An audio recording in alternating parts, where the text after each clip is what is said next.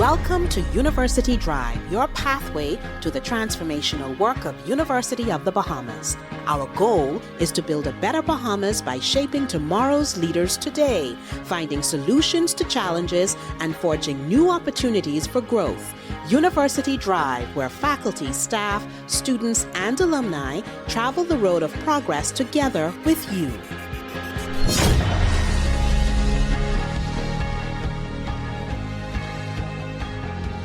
Welcome to another enlightening episode of University Drive. I'm your host, Craig Smith.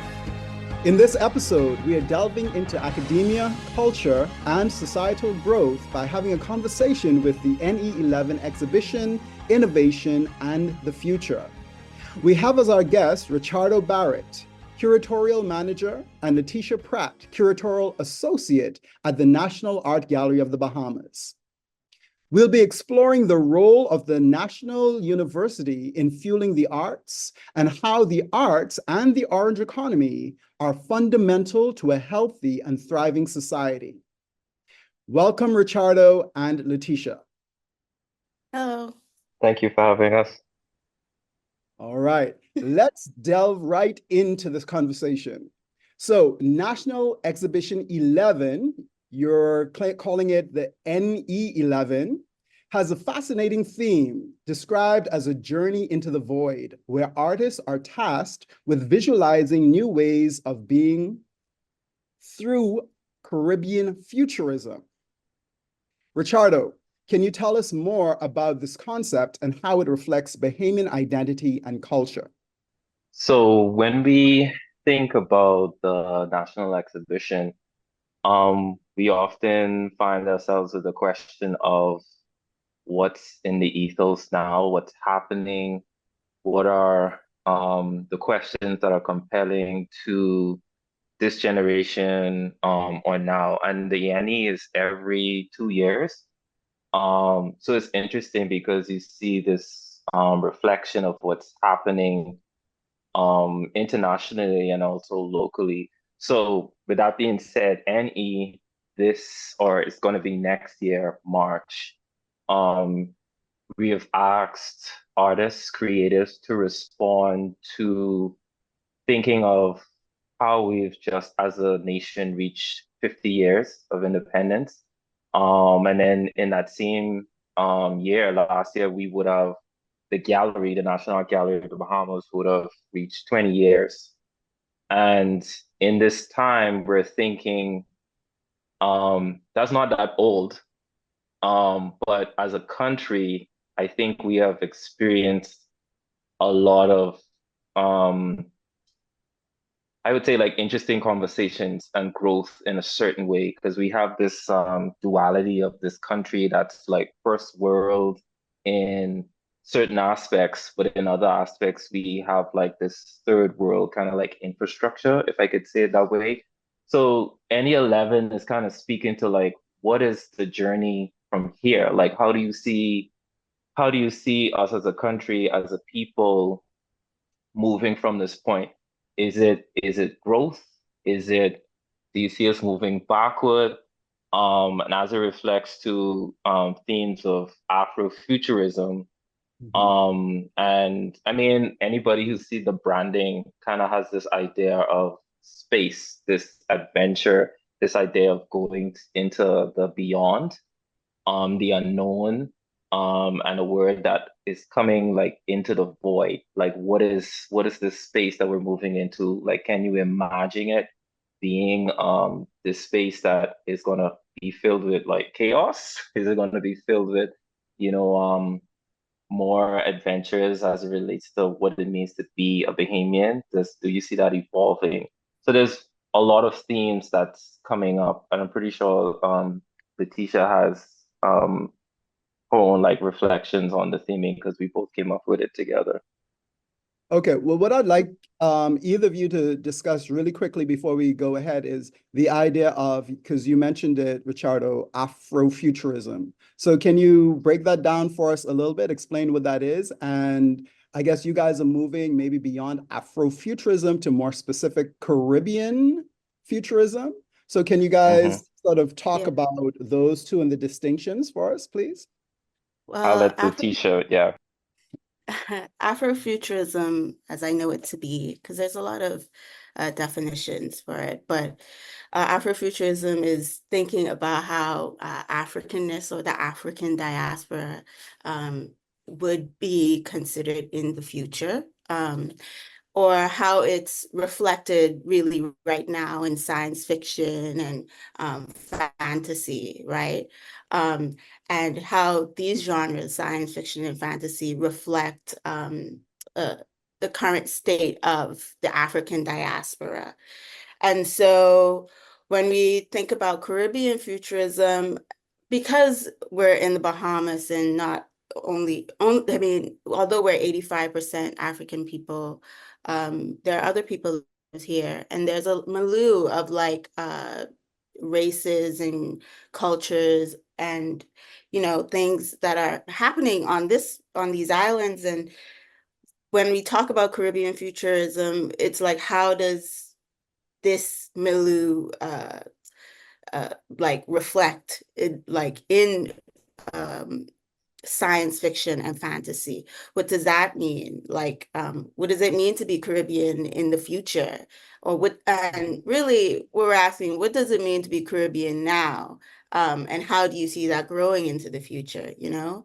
So I think, I don't know if that's like a clear, I want to say that's a clear definition, but yeah, science fiction, fantasy, Black people, Caribbean, you know? Yeah, I think that's enough. I know in terms of thinking through Afrofuturism in academia, a lot of it came from, again, a lot of science fiction and the notion that, you think about a lot of the films and novels that are set in the future or deep space or whatever, and people of African descent were never there, But right? never They're there. never there. And so a lot of people are like, well, what happened to us? Where are we in the future, Did we right? Exactly. die? Until You something know? like Star Trek came, and then we had Lieutenant Uhura, and then after that, other texts came out. So again, it's literally about thinking about ourselves in the future and Yes.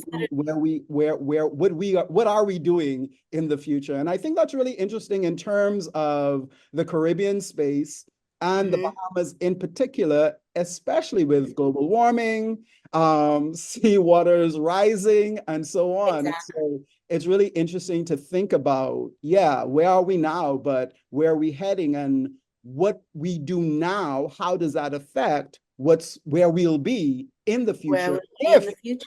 if we will be in the Exactly. future as well, right? Yeah. Okay, so I think that's really interesting. Letitia, can you talk about maybe how you see the theme influencing the types of artwork and mediums that'll be submitted for NE11? Well, Richardo and I we really want all sorry, all genres Mediums. of artwork, mediums, Yeah. thank you, Richardo. Mediums of artwork to be like submitted to this. But I do I don't want to influence it too much, but I would like to see how we interact with like sort of the milieu I was talking about, Mhm. sort of the intermingling of like different if I was to say like different races and nationalities and all of these things, how does that reflect in the genre you chose? Or is it a cross genre thing? Um, Looking for how it's reflected in like what you build, this like idea of multiplicity, you know? How does that reflect in the genre you chose? So it's not really like I'm looking for paintings, or like, I'm looking for something innovative, you know? Okay. All right. Mhm. Richardo, what about you? What do you think about this? How will the theme influence the types of artwork? What do you expect, if anything? Well, with my experience with the Annies, because I've had the privilege to be a part of several in the planning and actually present in one. But I know we're gonna expect like a plethora of different mediums. But this time around, I'm hoping that we attract persons who feel as if, or who are in this position or in the field of like fashion design, Mm. even like thinking about like production design, those types of theming, and the non, I would say, traditional kind of like aspects of the creative process here in the Bahamas, because oftentimes and the NE has served for that, for multiple disciplines of creatives, not just visual artists as it relates to paintings, drawings and sculpture, but writers, poets, spoken word. I'm hoping that this theme could, inspire those types of creators as well to submit. Especially given the fact that me and Letitia, funny enough, about like Trekkies and like Yeah, that's thinking how we of got to this, this. yeah, thinking of this theme kind of like it was just like a match made, because we are like both like really gravitated towards a piece in the collection by Jolly and Smith. It's called Transformation, and it's very, very like Afro-futurism like themed, even though the Hmm. painting itself was made prior to the birth of the concept in terms of it having like a name, the movement.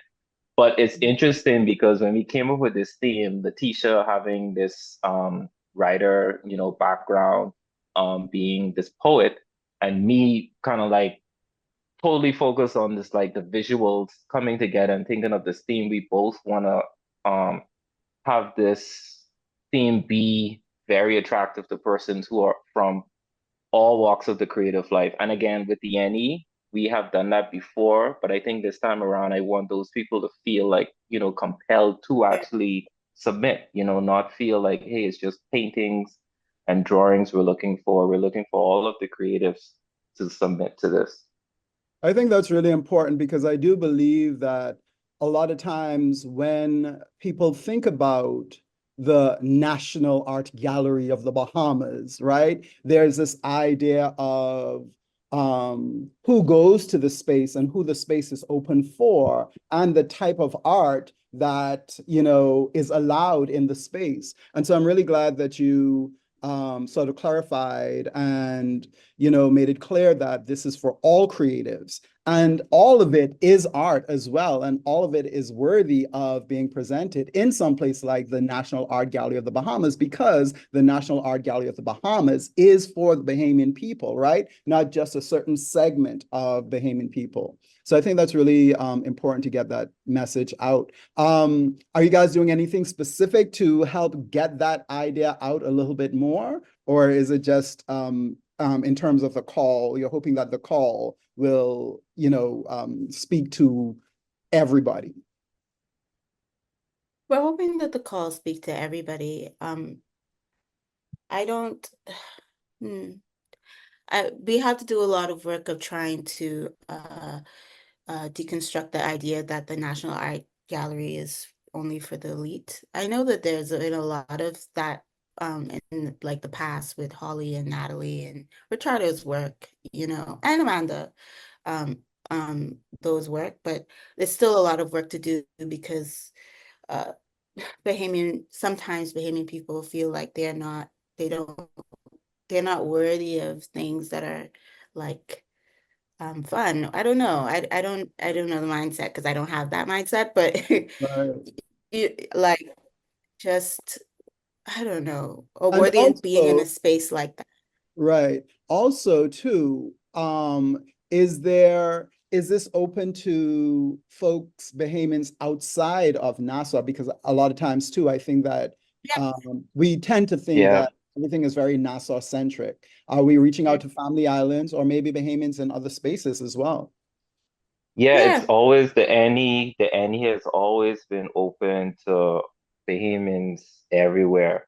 um, and even residents. I think, and to piggyback on the what Letitia was saying, like, it's been a lot of work trying to deconstruct this idea again of the gallery or the National Art Gallery being, or just art in general, because that's the bigger issue is like art in general is this thing that a lot of people feel as if is again for the elite or certain demographic or a certain group of people that have a certain amount of money or look a certain way, you know. Right. So it's a lot of work trying to deconstruct that concept. And I think it starts from, I mean, to be honest, the schools, you know, even the way we're taught, you know, art is seen as this other, you know, thing that you could take to make your GPA better when technically it actually doesn't because it's art is hard, you know.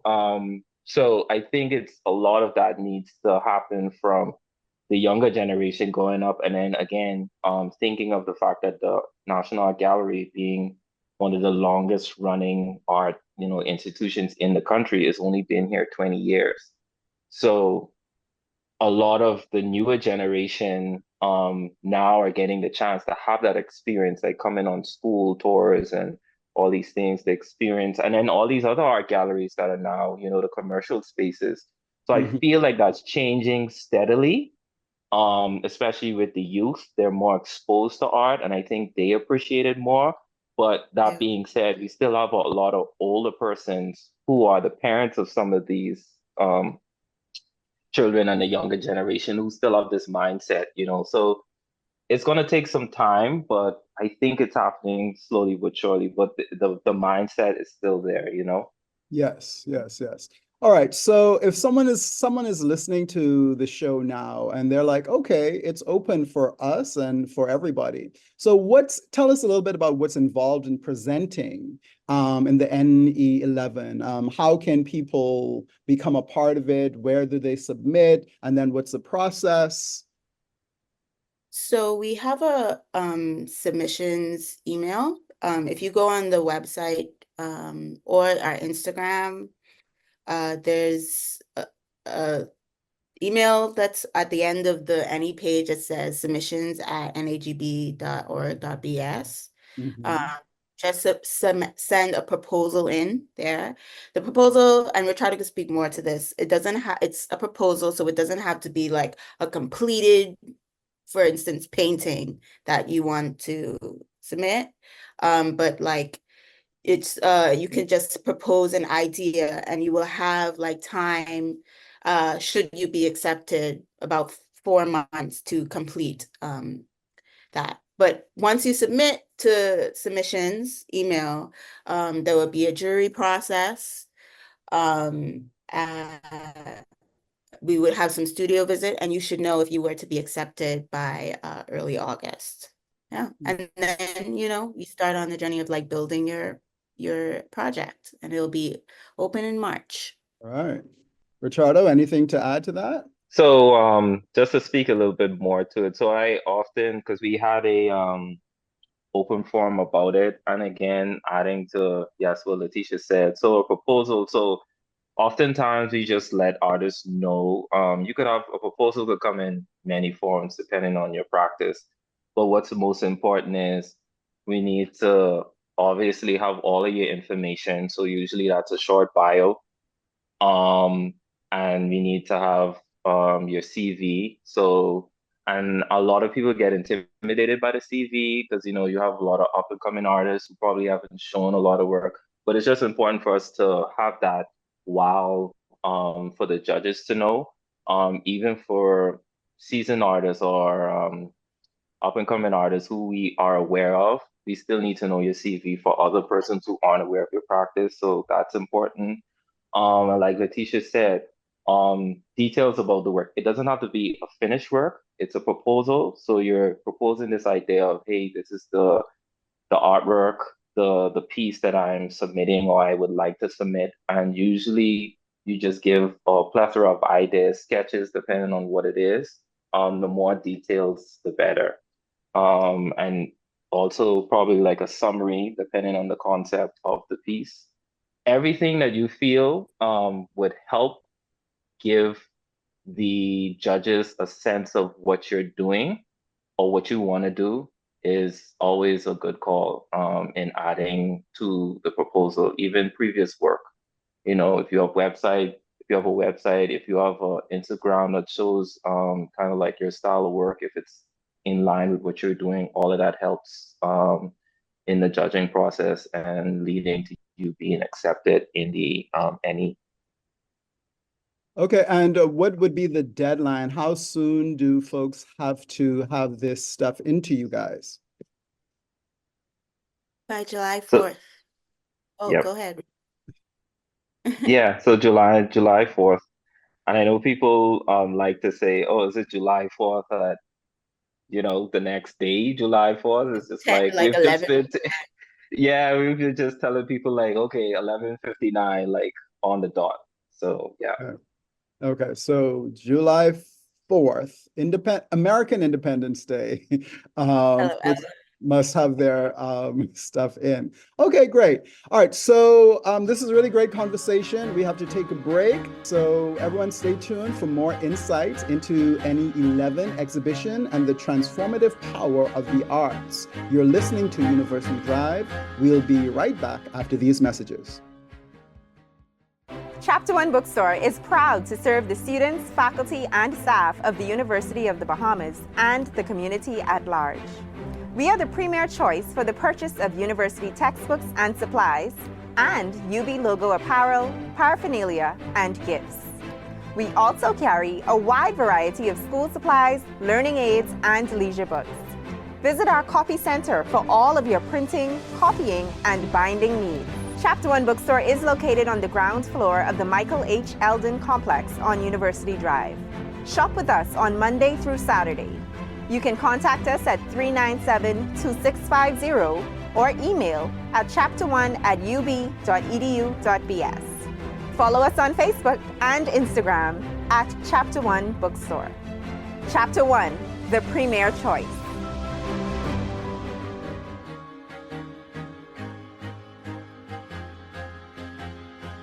Welcome back to University Drive. We're having a conversation with Richardo Barrett and Letitia Pratt of the National Art Gallery of the Bahamas, discussing NE11 and the critical role of the arts. Letitia, in your opinion, how can national universities support and fuel the arts, and why is that important? Oh, by investing money into it. That's my opinion. I think that's the most practical one. Mm-hmm. I think from what I understand, I like better studios and like bringing in like paying lectures, Bahamian lectures or otherwise, whatever. There's a lot of people that have the credentials to be lecturers at the University of Bahamas that they could support. That's just money. Right. And I think it's important because it's just important. Okay. Well,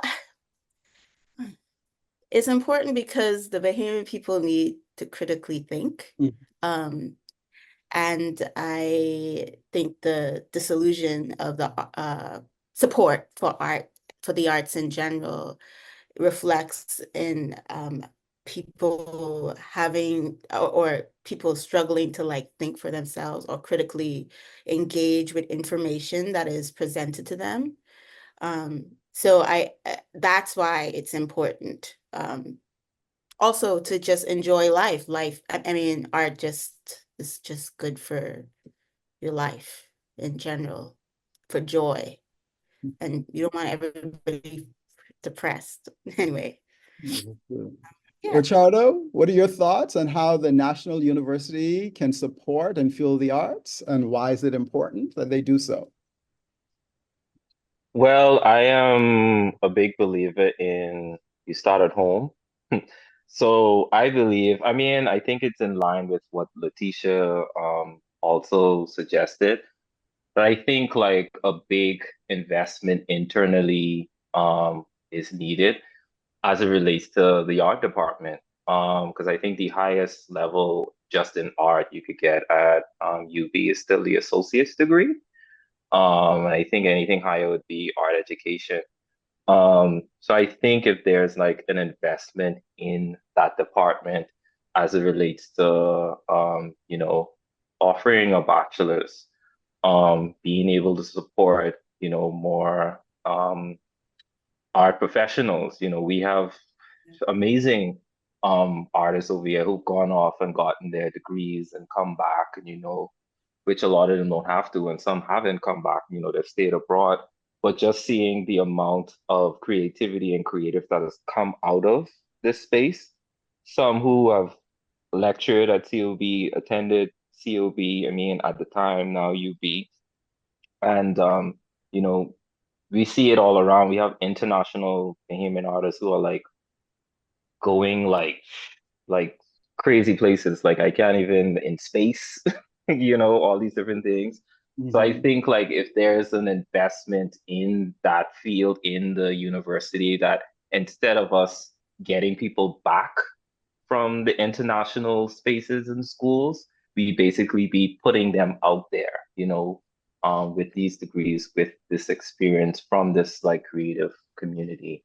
So I believe that's where it begins. And I feel like if it begins there, it will basically filter out into the rest of the nation.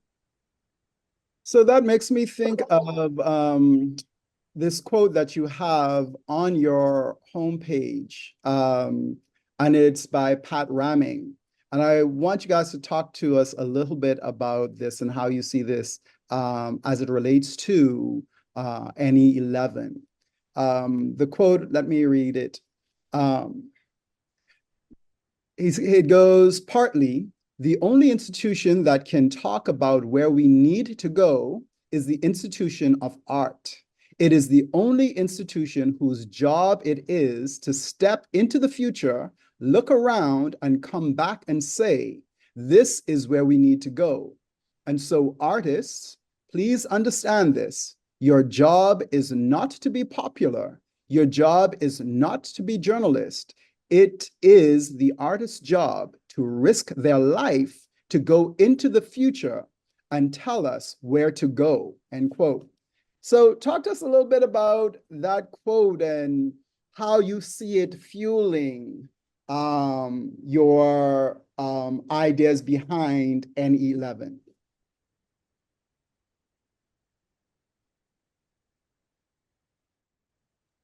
Ladies first, Well, Letitia. I went to I went to a dinner thing. Anyway, the point is I heard Pat say this quote on stage. Pat Ramming say this quote on stage, and I thought that it was so relevant to what me and Richardo was thinking for NE11. Mostly because we are asking artists with this theme to envision what it's like we said, to be Bahamian and not and we both, Richardo and I, we really believe that art is one of the ways that we people revolutionize themselves, or really like think through the issues that we have in society, or in our culture. And Pat's like this quote sort of affirms this theory, you know, that art is not just a frivolous thing. I mean, although it could be, but it's always reflecting how can we improve ourselves? When Antonius Roberts or makes something, he tried to came up with an aesthetic for what Bahamianness is in the 80s. Whether he failed or succeeded, up to your own opinion. But what he was doing was trying to figure out what it's like, what it is to be Bahamian through his artwork. And how can that aesthetic go into the future? And we're asking the people to do the same thing, and art in general does the same thing. All right, Richardo? Yes, I agree. And I think as it relates to the quote, it reminds me of I can't remember the actual article at this point, but it references the artist living um internally imaginary, if you could say it that way, on the outskirts of society, like you're living in this space that doesn't exist. Um, and your job, again, is to ask these questions and to imagine like what the world would be like better, or what the space you're in would be like better, which is why most oftentimes like creatives are seen as like quote unquote like the Right. weirdos, or the people who are like the trendsetters, or they're just the people use the term like you're born before your time, or like there's people out there, musicians who have like created music that's now being celebrated years after the fact, sometimes after they're dead and gone. So I believe, like, as it relates to that quote, it's speaking to the similar practice or idea of like artists being like this, or creatives being like the way pavers, the persons who like kind of like say, hey, this is where we need to go, and this is the plan forward, whether that be in a concept that they're creating visually, whether that be musically, even as it relates to fashion and like the economy, and discussing topics like climate change. There are artists who have been talking about that for years, but now their work is apparently like, the in thing, because it's a conversation that the rest of society has caught up to. So, yeah. I think it's really interesting. And the part of this quote that really got me is your job is not to be popular. It is the Yeah. artist's Exactly. job to risk their life to go into the future and tell us where to go. I mean, we're asking a lot of our artists, aren't we? Yeah, and I Well, that's and what, I think yeah, and I would say it's asking a lot, but at the same time, I think in that statement, he's just saying what artists generally are doing anyway, right?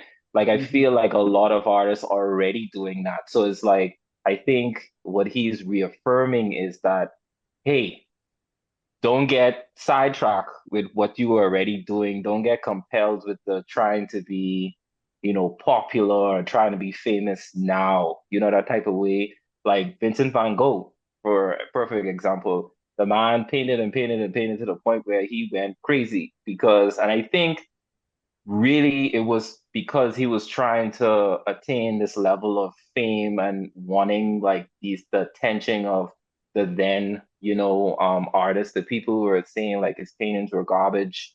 He didn't know what he was doing, and when he passed away years later, I mean, the guy only sold one painting to his brother, when he was Right. alive, and then he passed away years later. All of a sudden, he was innovative and all these things. So I think what Pattern is saying in this quote is he's just reaffirming what artists are doing, like anyway. And I feel like most creatives, especially going through, even if you're not, went through school, like you didn't go to school to learn, you have to be kind of like thick-skinned because people are going to criticize your process, whether in a good way or a bad way.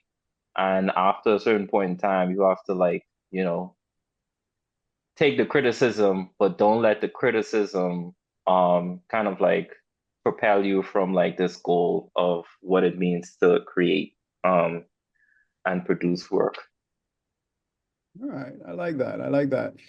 So let's explore some of the thought-provoking questions posed by NELEVEN. Richardo, could you elaborate on how artists might approach questions like, quote, what exists within the void, end quote, or how do we find a connection with each other in the rising technological landscape? So these are questions that you posed in your call. Can you talk to us a little bit about those and how people might approach those, you think? First, I think persons will interpret the void in many ways. Mhm. So it'll first begin with like, what is the void for them? Like, what is this unknown? For some people, it's like a physical manifestation of this space that we cannot get to. Even thinking about like entering like literal space, like this breaking this barrier to explore. So for a lot of people, I think establishing what that void is, um, first in the theming or the direction of the work. And I suspect just even with conversations with persons, I mean, I guess it's pretty obvious why, but a lot of persons are exploring this idea of water being this unknown, this unknown future as it relates to the nation, unknown as in, like a huge percentage of the water has not been explored, but we've explored more of the space around the planet, as a concept. And then also tying into the technological advancements we have, this is an age where you could literally connect to someone like on the other side of the planet, but are you really connected to that person, right? You you could webcam someone right now that you've never met before in your entire life and probably never will. Back in, going in the past, people used to write these letters and it used to be so heartfelt and so deep and everything. And now, you could have a 2-second conversation on Instagram with someone you never met before and feel so emotionally distraught, you know? So I feel like people are gonna engage it in a way where it could be very personal, like personal experiences with, living in the Bahamas, or the diaspora, and also this idea of being technologically advanced but still you know, lonely in certain aspects, thinking of people's like personal lives and, being able to do all these things but still not be connected. So I'm thinking people are gonna again engage it from what it is, the void, what is the void to them, and then technologically, like what does that mean to actually be connected in terms of being in a first world or living in this first world kind of idea or amenities, iPhone 14s and all this other stuff, but not being able to like pay a cable bill online or something. Like it's interesting. I'm trying to formulate my next question, but I don't even know how to formulate because I'm just trying to grapple with the idea or the notion of the void, right? In terms of thinking about the void and what that means. And void for me means nothingness, but also everything at the same time. And when I think about the void and I think about the Caribbean context, I think about, the sort of conversation between V.S. Naipaul and Derek Walcott, where Naipaul says, nothing was created in the Caribbean, right? And so for some reason, that comes to my mind in terms of the void. But as Walcott sort of correctly says, no, everything is created here, right? We take a little bit of everything and we create. And so it's really interesting, that idea of the void. And I feel like it's very fruitful in terms of what can be created within that space, or even within the idea of the notion of the void.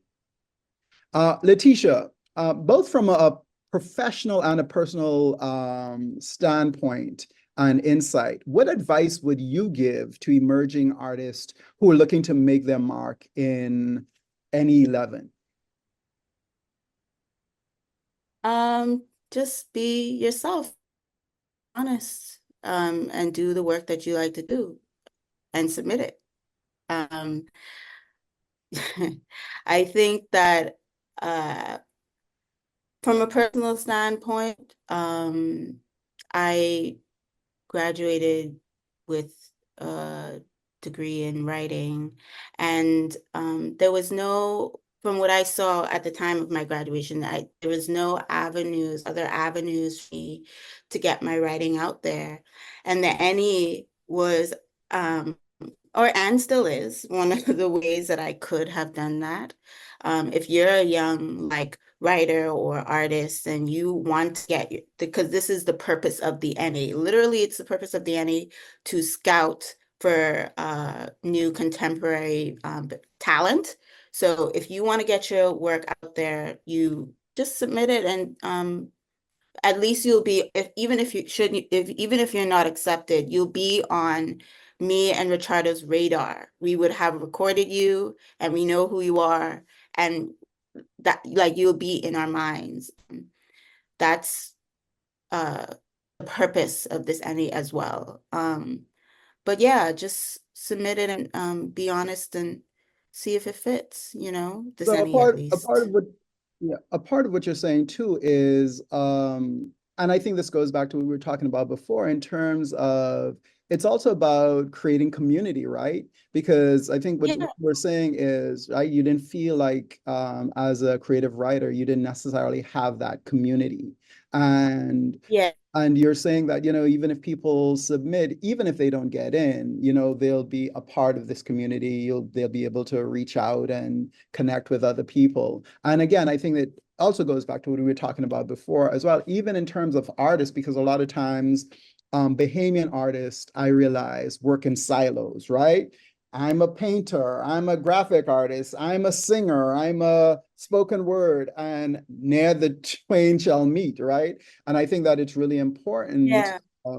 in terms of what you guys are doing, in terms of even, again, Richardo talked about fashion, right?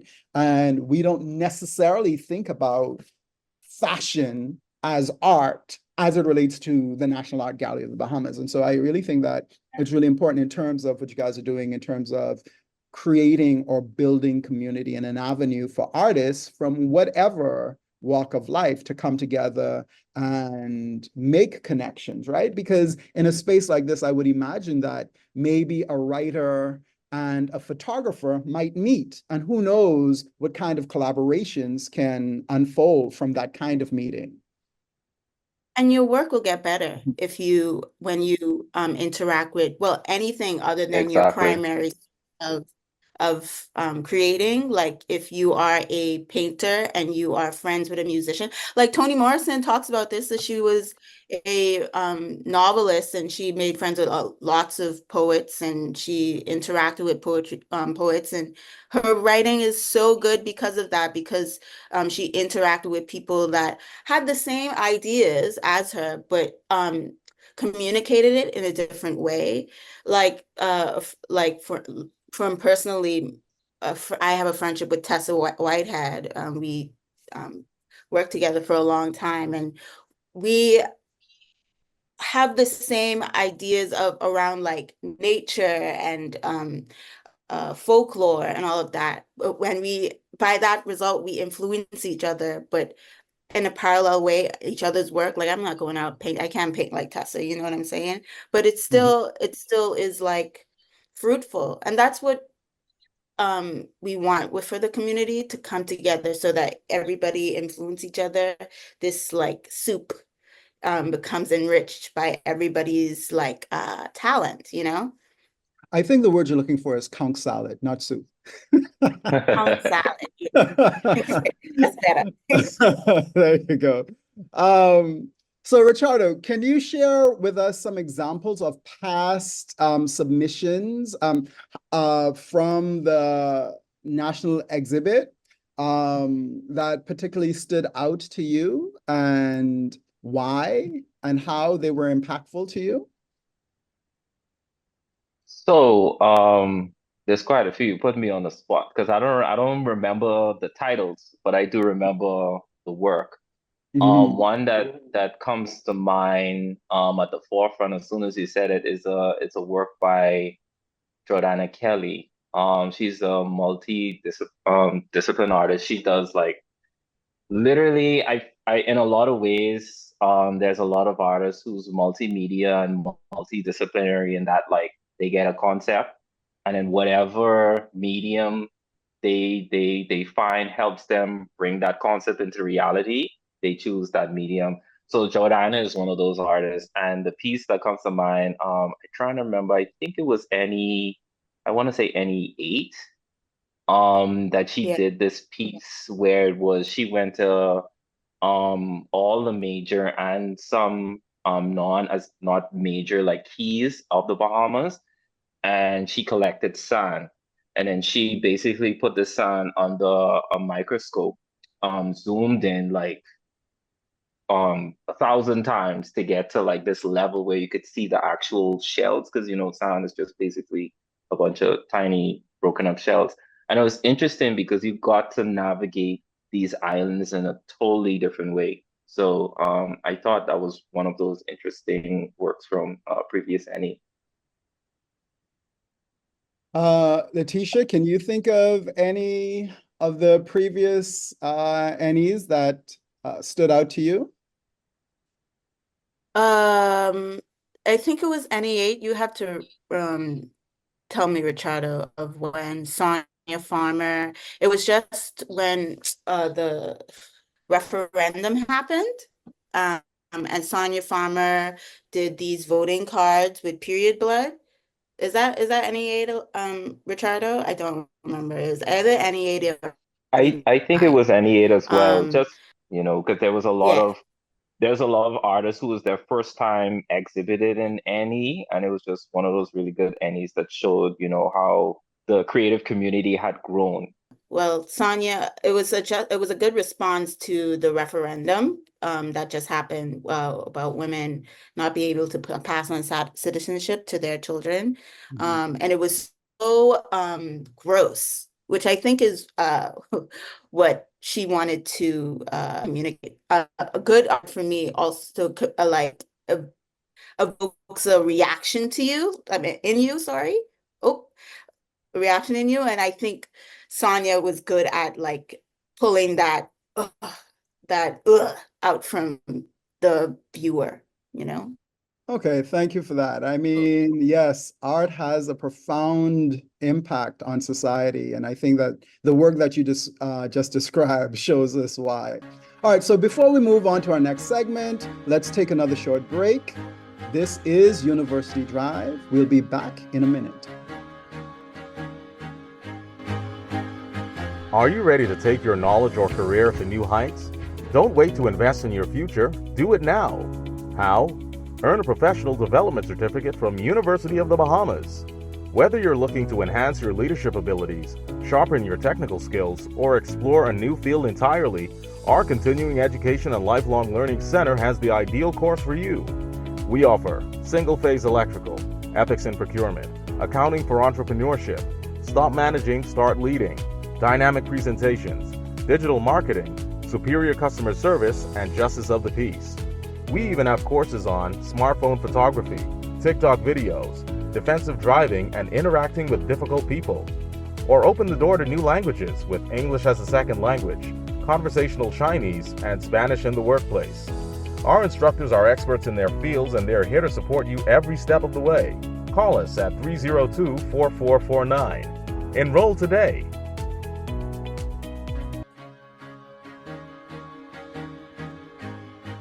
Welcome back to University Drive. We're having a fascinating conversation with Richardo, Barrett, and Letitia Pratt, and talking about NE11, the wider context of the arts and society. So the theme is the void, which we discussed earlier. And I think the void is a provocative consideration. Now, we're asking for artists to turn in work around this concept of the void, but is it a call to action for all of society rather than just artists? Can you guys talk to us a little bit about that? I think very much so that it's a call to all of society. As Bahamians, I think we're a very smart bunch. And I think we have like provocative conversations about so many themes as it relates to the future of where the country is going. So it's not just for creators. We're reaching out to creators because I think creatives have this ability to take these conversations and produce something like physical, tangible, whether it be in words or music or visually, that helps propel the conversation and keep the conversation active. But I do believe it's for the rest of society to say, hey, what actively, how do we see ourselves? And let it not just be this conversation that comes up when it's like political, issues, when it when we don't hate, when we don't like a certain political group, and then, we don't think they're doing what they should be doing. Like, what do we as a people individually do, or how do we make that change? Mm. As we're thinking about Caribbean futurism and artwork, it puts me in mind of as a professor at UB, I'm dealing a lot with AI. Yeah. And, in terms of students' writings, I'm wondering, in terms of the art world and the art community, where do you guys stand on AI? Because I know, I think maybe it was a year or two ago, there was this discussion about these, even I think it was the profile pictures on whatever social media and it being artified in certain ways, and a lot of artists becoming very concerned about that and what that means, right, for actual artwork or people actually producing. I mean, even the actors' strike, when was that, last year, in terms of thinking about taking people's voices or their physical appearance and placing it into works when they may have been dead for the last 10 years. So I wonder what you guys think about that. And again, if we're thinking about the future, with thinking about technology and art and the future, what do you stand on that? Well, I personally stand as AI as a tool. It should not be like the thing that you like you only create AI works, but it could be a tool to help you to help like enhance your practice. I was in Jamaica recently and I spoke to somebody, oh gosh, forgive me for forgetting their name, but they were talking to me about a project of like how this person was interacting with AI as if they were having a conversation. And that's something that I find interesting. Like, how can you use AI in your practice if you're thinking about the future? I mean, it's going to come up, how can you use AI to like interact with you as human? Because the NE11 is like focusing on connection, connection between people and nations and all of these things. How does AI help or hinder that? That's a question. That's what I'm thinking about. Because in as much as AI and technology brings us together, it simultaneously draws us Separate us. apart in certain ways, right? And And so I that think, tension is interesting, Mhm. that's interesting. And if somebody can explore that, I would enjoy, you know, I don't know. Good. Ricardo, Yeah. Chardo. Well, yeah, I want to touch base on what Letitia said. First of all, AI is a tool. We got to be careful of that, because in the future, someone could find the same thing. I'm gonna be like, see, they were promoting slavery from then. You know? I mean, like, it's interesting though, because I have personal opinions about AI, and then there's my opinions as it reflects like society as a whole. But generally, I would say I would want to make a point here. It's interesting because this is a perfect example of creatives thinking about what the future looks like, basically creating work in film, books, whether it be like fantasy, and we are now primed to even have this conversation, right? Because now AI is a thing that's real, it's growing. You could literally they have apps. I don't know if you guys are aware of this fully, but you could download an app and have a full-on conversation with AI, and it learns about you, it learns your routine, and you could like, go about your day. You have persons in China, a lot of women who have AI boyfriends. So it's not just this idea of a tool that's just, you use, but people are like using it socially, emotionally as well, like for real kind of like connections, believe it or not. But I think we shouldn't navigate away from it. I think we should just be cautious. I think people who are in the business of like the actual persons who own the AI, as in the tools or how we're seeing it, at the end of the day, I think a lot of those persons are trying to make money off of it, right? So there's gonna be, I think, a lot of fail safes as it relates to how people actually use AI. Because right now it's free for the most part for a lot of things. You spoke to people using it in writing. You have people just type it in like an essay on this and they get like a whole thing. But I don't Yes, think I that's gonna know. be, yeah, but I don't think that's gonna be the norm forever. So I think there's gonna be moments where the people who own these things, because right now it's just learning. People have made it free because they're trying to get their systems to learn to be human. And I think there's gonna be a huge like pay stop, to making that happen. Yeah, I'm really interested in where it's going to go, as I said, because I definitely see the value in AI, even in the classroom, even with helping students understand how to write better. But I think that there's an abuse of it that we really need to be cautious of, and also at the same time not allow it to take over, because again, you can be a great AI artist, but if everyone is using the AI to create art, then what happens to that natural talent that we actually have to hone and practice and do Mm-hmm. over and over again ourselves to try to build our own skills so we can do it? If the electricity goes out, are we still able to create art, right? As we wrap up, can you share any final thoughts or highlights about NELEVEN that you're particularly excited about? Or better yet, give our listeners an opportunity. What are the deadlines? Where can they, who can they contact in order to get more information about NELEVEN? So the deadline is July 4th.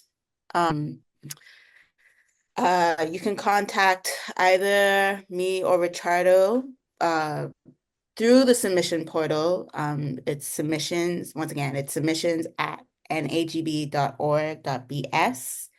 I'm super excited because it's like, well, it's the first NE I've worked on, but also because it's a fun theme. I think with all the intellectual stuff, at the end of the day, it's about like futurism and space, and I want everybody to have fun with it. And we encourage persons to, even before you submit your final proposal, that if you have questions, you just send it in the email and we'll respond. Don't feel, hesitant at all. We're there. And again, the deadline is July 4th at midnight, correct? Yeah. Yes, so Well, literally 11. when you hear the fireworks, if you're in New Providence or in the States, or actually, you've missed the deadline and it's done. All right, fair enough. So hopefully you'll get a lot of submissions. I'm really excited about this idea. I too, little as it's known, is a bit of a science fiction geek, and so I'm really excited about this. So thank you, Richardo and Letitia, for sharing your insights and the exciting vision of NE11. It's been a pleasure having you on the show. And to our listeners, thank you for joining us on this journey into the future and art and society. Until next time, this is Craig Smith signing off from University Drive.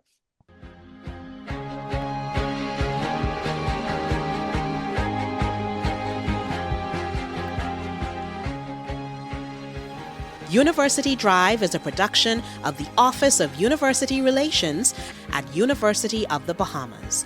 All rights reserved.